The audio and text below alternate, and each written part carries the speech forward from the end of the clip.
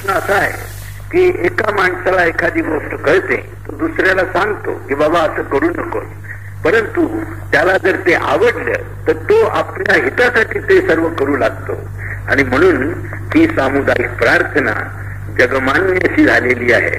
अनेक ऋषी लोक, अनेक साधू लोक, अनेक ते भिन्न भिन्न तऱ्हेनं करत असतील. हा विषय निराळा.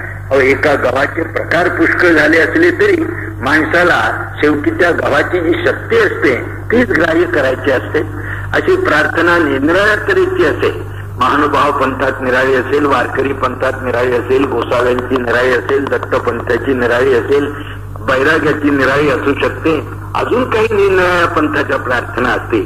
परंतु या सर्वांचा जो दुवा आहे तो आहे माणसाचं अंतःकरण पवित्र व्हावं, चांगलं व्हावं, स्वच्छ व्हावं, निर्मळ व्हावं, त्याला भगवंताच्या विशाल स्वरूपाचं दर्शन व्हावं आणि माणसाची माणुसकीनं वागावेत, अशा तऱ्हेची भावना या प्रार्थनेमधून काढायची आहे.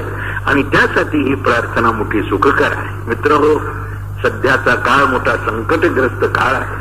अशा काळाच्या वेळी तुम्ही आपला लाभ करू शकला तर तुमचं कल्याण त्यात आहे, नाहीतर तुमच्या बरोबर तुमच्या देशाचंही कल्याण होऊ शकणार नाही. प्रश्न असा आहे की हे सर्व आपल्याने करायचं आहे आणि फार मोठ्याने भोगायचं आहे.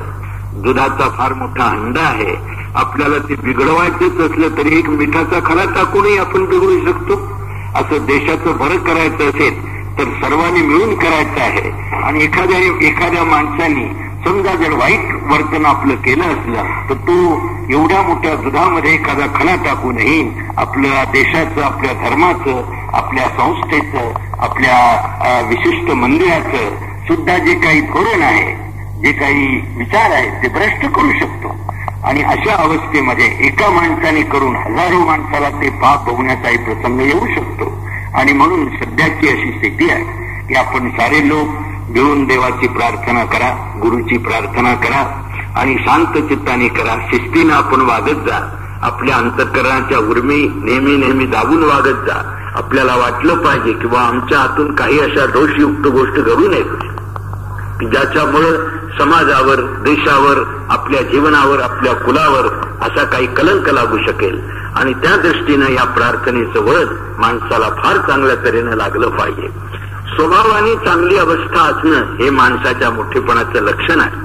आणि म्हणून मित्र, तुम्ही प्रार्थना करत असताना तुमचं रक्त प्रार्थनेचं बनलं पाहिजे, तुमचे विचार प्रार्थनेचे बनले पाहिजेत, तुमचा आचार प्रार्थनेचा बनला पाहिजे. त्या तऱ्हेनं आपण जर वागू शकलो तरच आपलं देशात कल्याण आहे. भगवान करो प्रत्येकाच्या अंतःकरणात अशी भावना निर्माण हो, अशी आम्ही सदिच्छा व्यक्त करतो. प्रार्थना करतो देवाला की त्यांनी आम्हाला चांगल्या तऱ्हेची सद्बुद्धी द्यायला पाहिजे. तर